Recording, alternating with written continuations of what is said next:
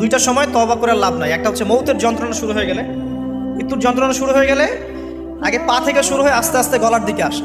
হাদিসে যেমনটা এসেছে, সূরা ওয়াকিয়ার মধ্যেও আছে যে পায়ের দিক থেকে যন্ত্রণা শুরু হয়ে আস্তে আস্তে আস্তে আস্তে এই গলার দিকে আসে, এবং আত্মাটা গলার এখানে যখন চলে আসে, এখান থেকে মালাকুল মউত আত্মাটাকে নিয়ে চলে যায় এবং চোখ দিয়ে তাকিয়ে থাকে মানুষ।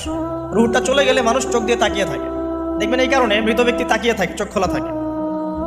এবং তখন আসমান থেকে সিঁড়ি নামিয়ে দেওয়া হয়, ওই সিঁড়িতে করে আত্মা চলে যাচ্ছে, ও তাকিয়ে দেখে যে আত্মা চলে যাচ্ছে। এবং মানুষ মারা যাওয়ার পরে চোখ জীবিত থাকে অনেকক্ষণ।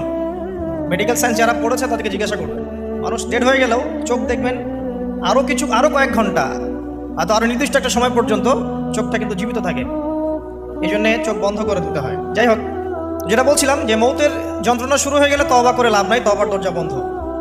আর পশ্চিম দিক থেকে সূর্য উঠে গেলে তওবা করে লাভ নাই, তওবার দরজা বন্ধ।